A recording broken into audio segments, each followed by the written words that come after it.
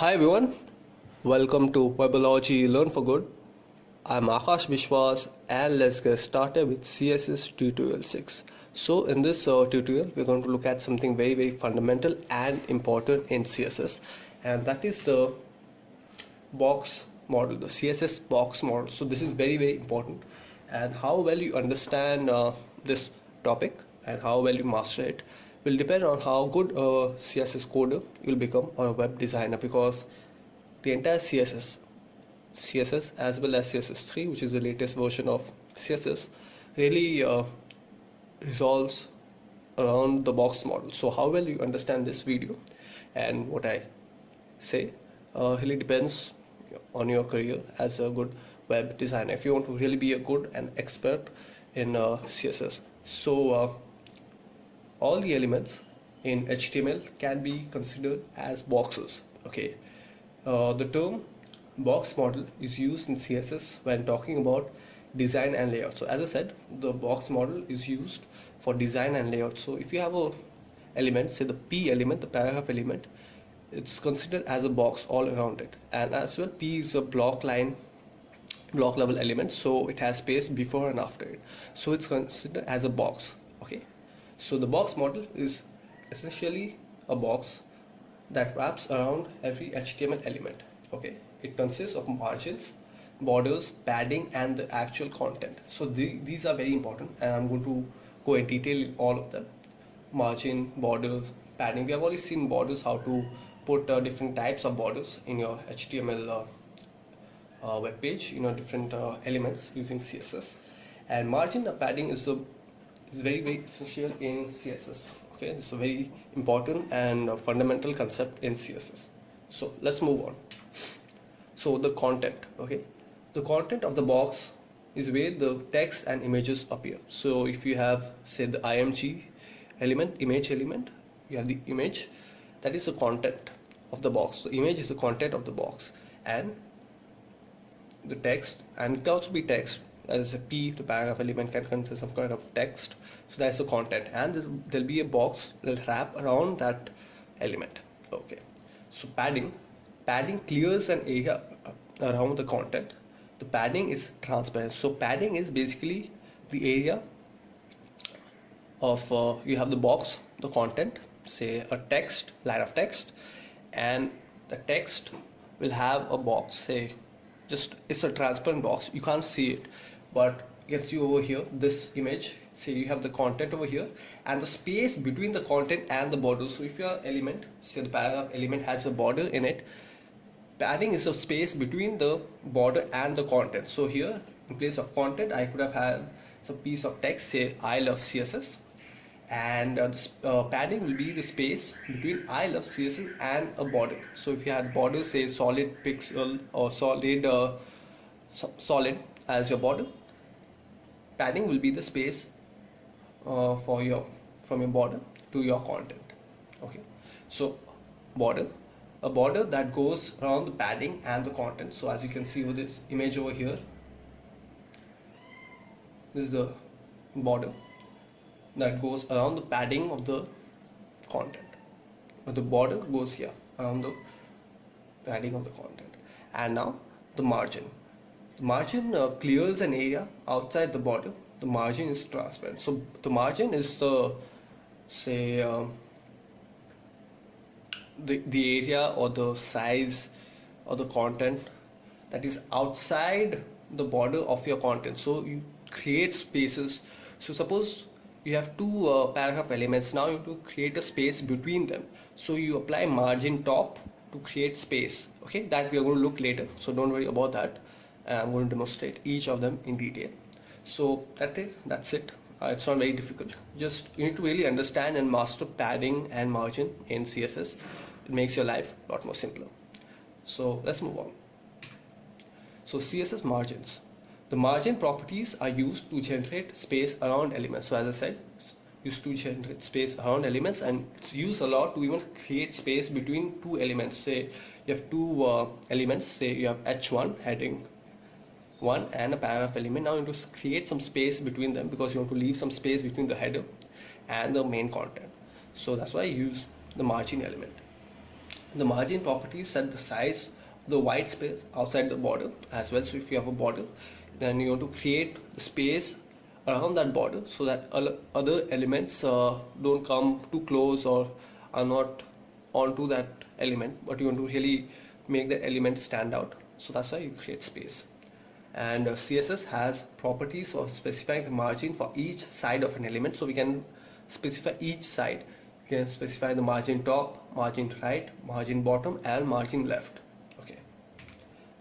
Now all the margin properties can have the following values as well. So auto, the browser calculates the margin length. So this is used to actually center an element. So if you have, say, a div element with the paragraphs in it and you want to center that content and you want to put a border, you use the auto value, and it automatically centers your content depending on the browser size. Okay, you don't have to specify auto, you don't have to do it manually, the browser does it itself.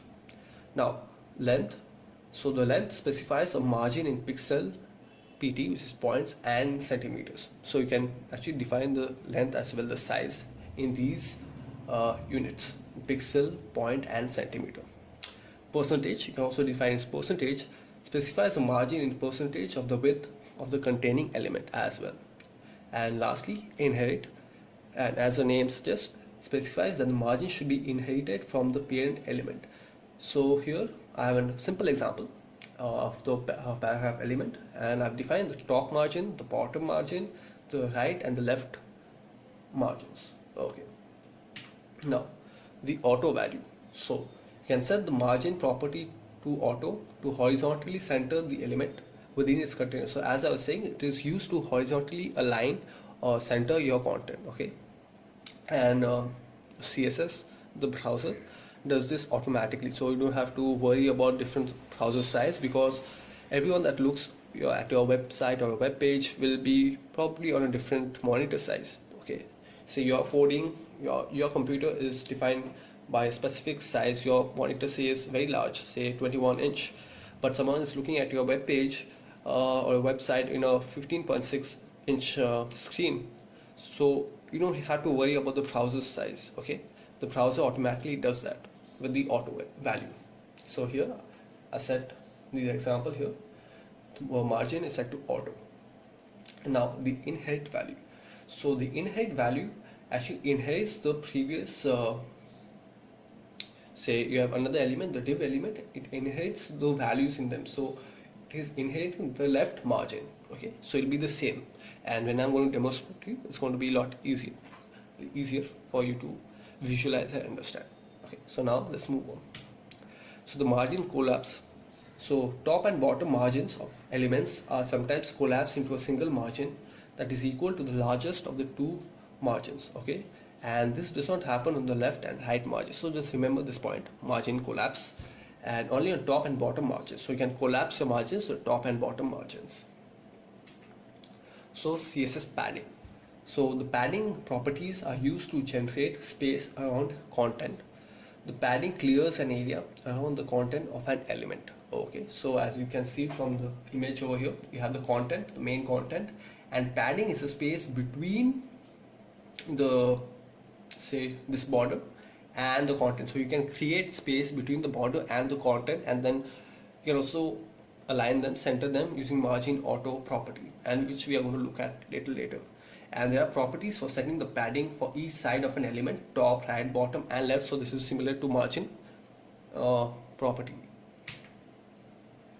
And CSS properties for specifying the padding for each side of an element. So here you go, padding top, padding right, padding bottom, and padding left. All the padding properties can have the following values. Okay, similar to margin properties, they can have the following values. In length, specifies the padding in pixel, point, or centimeter, that's the unit. Even in percentage, you can specify padding in percentage of the width of the containing element. And inherit, similarly in margin, you can also have padding inherit a value. Specify that the padding should be inherited from the parent element. And this is an example, a simple example, which we are going to look at when I show you on Notepad. Okay, CSS height and width. The height and width properties are used to set the height and width of an element. Okay. Okay, so this is also very important. You can actually set the height and width of an element, how big you want an element to appear on the browser or how small, etc. So the height and width can be set to auto, which is default, and the browser calculates the height and width, or it can be specified in length values like in pixel, centimeter, or in percentage of the containing block. Okay, so here an example of the div element. Height is set in 200 pixels while width is set to 50% and the background color is powder blue. And this is very interesting. When we see what this makes, it's going to have a very good effect on your CSS design. When designing a web page, this is used a lot to highlight, say, certain section, important content of your website.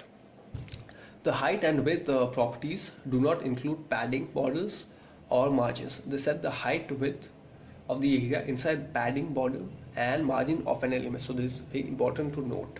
Okay, so let's move on. Setting max width. So max width property is used to set the maximum width of an element. Okay, the max width property can be specified in length values like pixel, centimeter, or in percentage of the containing block, or set to none, which is the default value.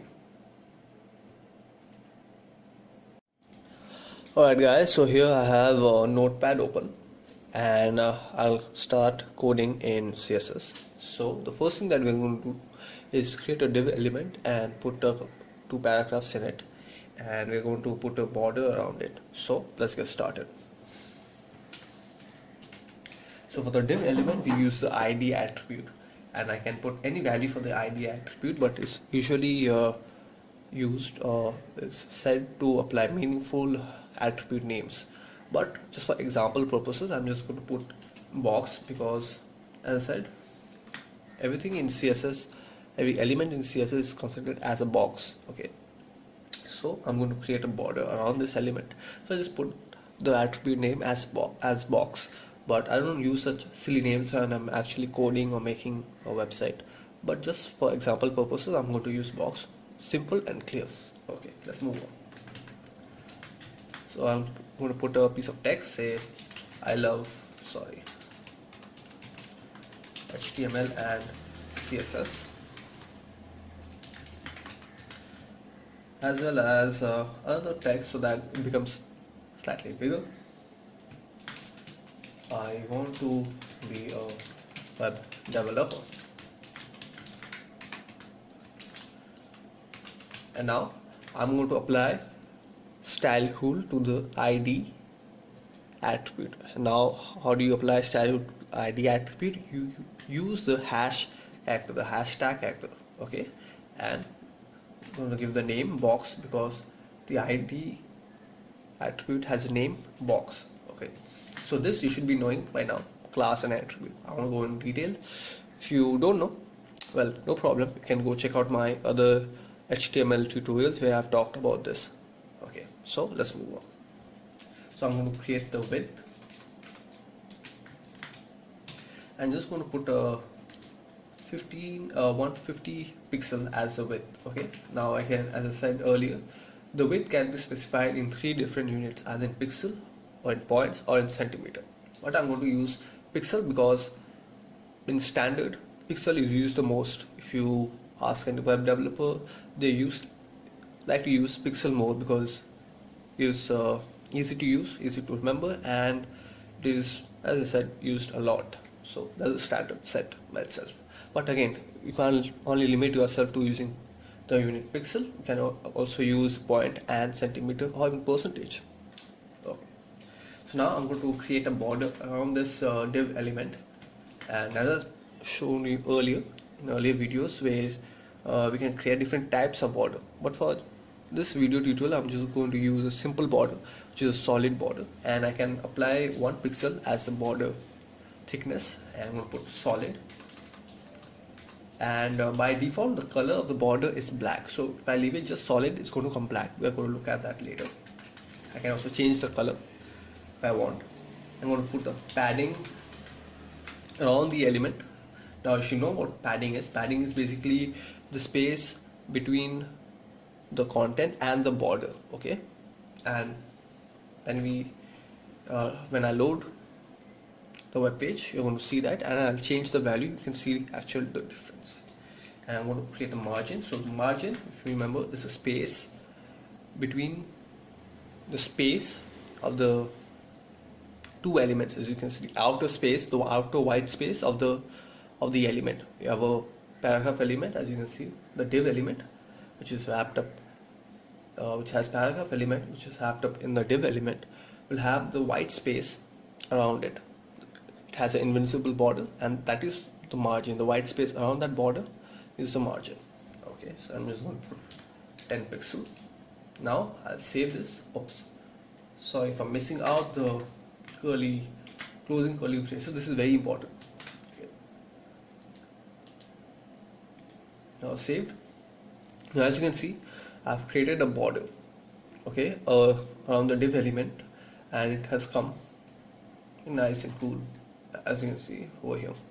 And this is, I've just zoomed in, but this is not as big as it looks by the code.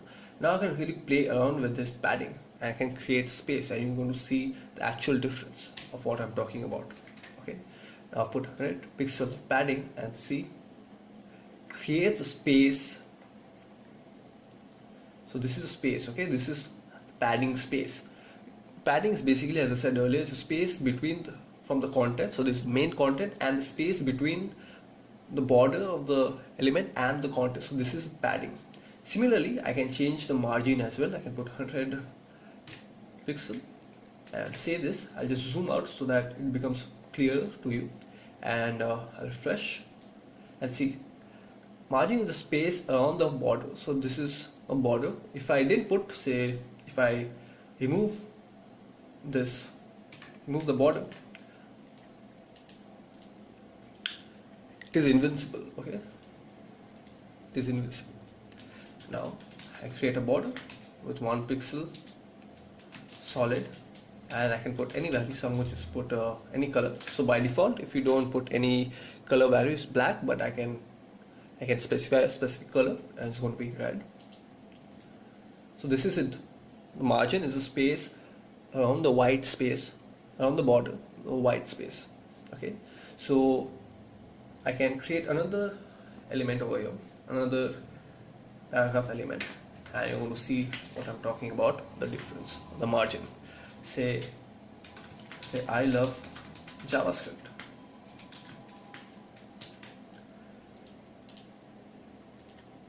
Now as you can see, this is the space from the first element and the second element.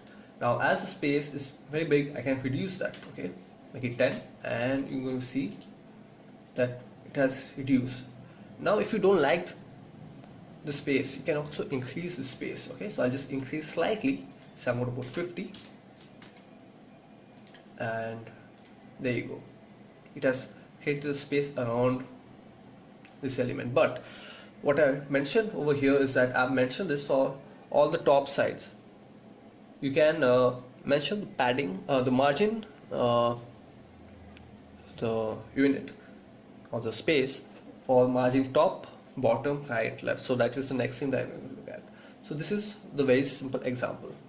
So let's move on to margin, and how can we create specific space for the top, the bottom, the left and right of an element. So I'll just leave this as it is. I'm going to create another element, h2, and as usual I'll just put I love PHP, and I'm going to apply the margin element to h2, the heading 2.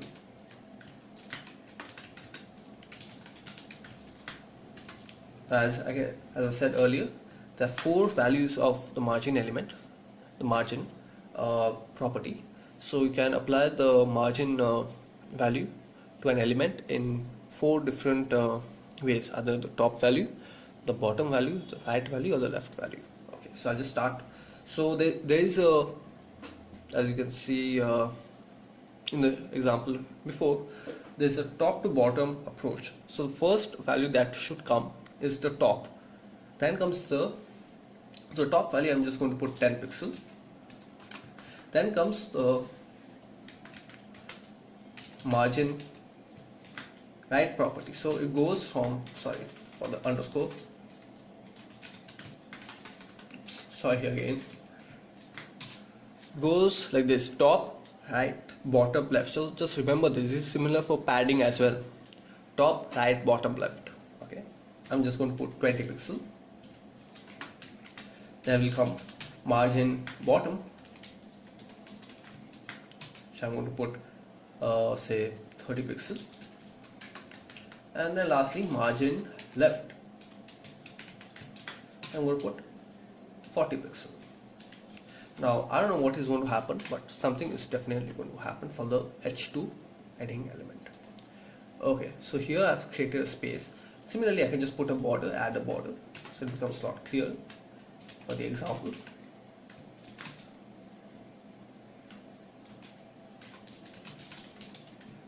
I'm just going to leave it as a default value. So this is the border. Okay, now if I want, I can change the top margin. So I want to create space from the paragraph element I love JS to this. Okay, so I can change it, say, to 100, and it's going to change just the top value. Okay, it hasn't changed the left value, it hasn't changed the bottom value, nor the right value, just the top value. Similarly, I can change the left value. Say I want to put it more towards the center. Okay, so here the left margin, I can again put 100 pixel, and I shift it to the left. Similarly, I can shift to the right as well.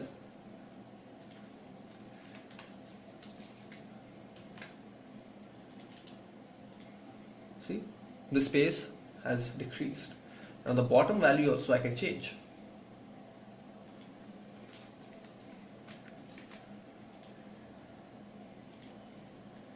Well, nothing's much happened because there's no other element after the bottom, after the H2 element, so it doesn't make much sense as an example. So this is how the margin property is used. Now there is a shortcut for the margin property. You don't need to always apply say margin top, margin right, margin bottom, and margin left. You can do this in a single sentence, and this is how you do. Just use the margin shortcut, and you apply gradually. Okay, so you have to apply first the top, then the right, then the bottom, and the left. So in the example before, I had top was 10 pixel. Now you have to put a space. Okay, so you have to put the value, the unit, followed by a space. So this is for the top value. Then comes the right value, which is chose 20 pixel, then the bottom value, which was 30 pixel, and the left value, which was 40 pixel. Okay, so remember to put a space. There is no semicolon.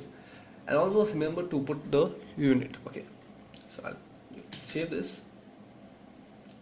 So I haven't put a border, so this will disappear and come back to the old value.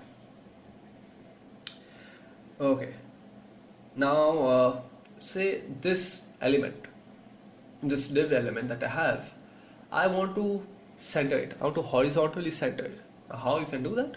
Simply by changing this value, or say either you can do it here, or like say I want to change this value because I want to highlight this as a main content. Okay, now what do? I change the value of margin to auto. Now what this does is the browser automatically aligns, centers your content, main content, horizontally.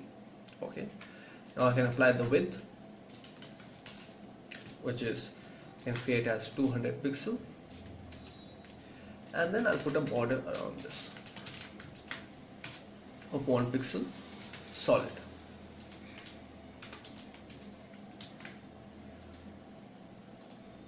Okay, so this has horizontally aligned my content, the element. Okay, so this is you align automatically for the browser. The browser automatically detects and align. You don't have to specify the margin, the padding, the space, etc. Okay, so now you can also inherit the value. So as I said, there are 3 different values for the margin property, which is first is auto, which automatically aligns. Then secondly, oops, sorry for being such a, I don't know, forgetful person. I keep forgetting to close this, which you should always close. You can also inherit, have the inherit value. Now similarly, I can create another element after h2. Say I've created h3 and say I love C programming language.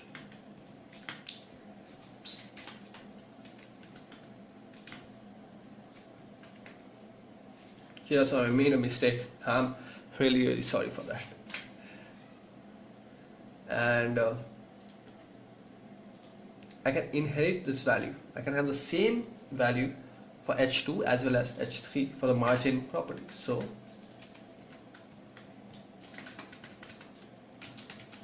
a margin, say here it is auto. Now just change it to top. Okay, I just want to inherit the top value, which I can put as 200 pixel. Similarly here I'll put margin top to inherit. So this inherits the previous element's value.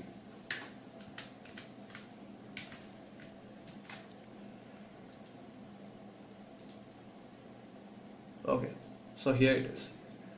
This is how it has inherited. Okay, I didn't put a border because I just didn't require. Now similarly, if I change this, just this value to 300, you'll see what I'm talking about. It has changed this value as well. The top value has increased from the previous element. Now if I decrease, say I'm just going to put maybe 10 pixel, and it's come very close. So this is how the inherit value is used. You can inherit the previous value in the next element, which is follows the previous element. So the h3 element over here is preceded by the h2 element.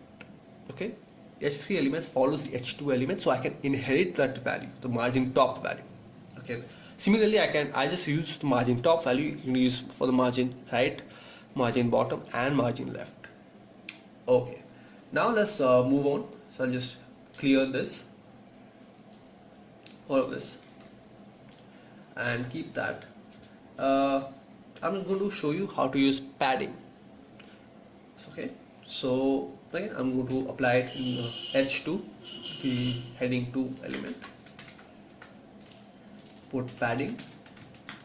Now padding follows the same pattern as margin. So there's padding top, padding right, padding bottom, padding left. So just remember this. Okay, I want to put a slightly bigger padding, say 30 pixel.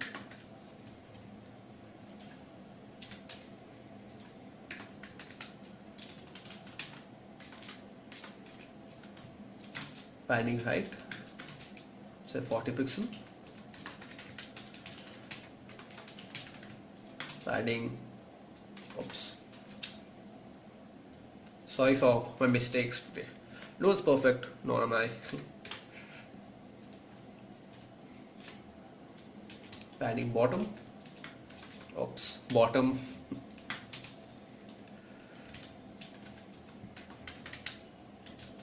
And lastly is padding left, which let's put 60 pixel.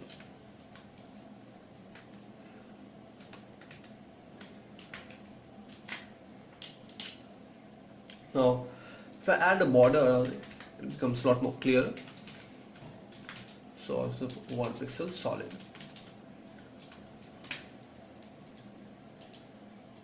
Now as you can see, this has changed because previously I applied the margin property to h2, the h2 selector. Now I've created a padding value. So the padding value is the space between the content and the border. Okay, now I can change. I can say this, I don't like this. The space is too small. The left space. I can change that. I can put it to say 100. Oops. It has changed. I can change the top value as well, so I can put 100. This has changed. I can put the bottom value as well, put 100.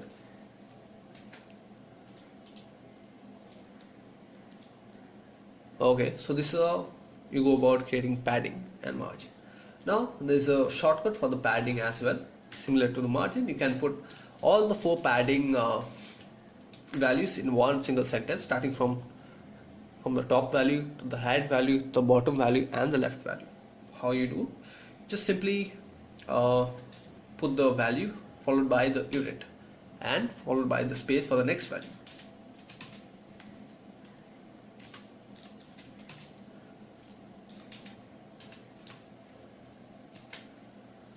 I'm going to click refresh, and there you go. So lastly, I'm going to look at now the height and width of an element. Now we can set the height and width of an element. Now what we're going to do this, we're going to apply it to this, to the box attribute. Okay, now this is very interesting. Like the height, say I'm going to put 100 pixel.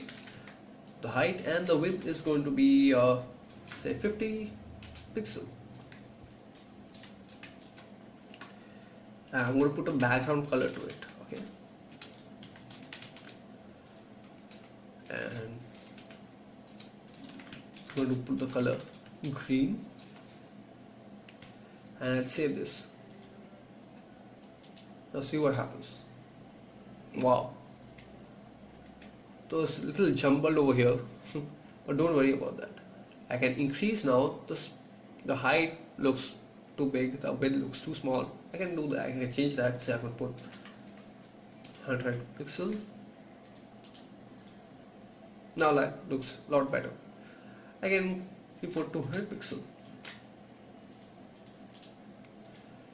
Okay. Now I can similarly put a margin and the padding property to align this very well. So this is how it is used to create like these boxes. You might have seen this already on websites or web pages where they create a content and put a background color to it, and you can set the background color depending on the size of the height and width of an element. Okay. So that's it for this video tutorial. Hope you guys have liked this video tutorial, and if you have liked, make sure to hit that thumbs up button. That'll be very helpful for me.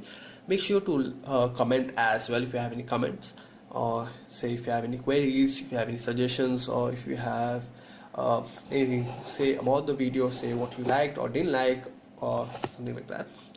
Do share this video with your friends, whomever you want, see your colleagues, your budding web developers, and do subscribe. Okay, and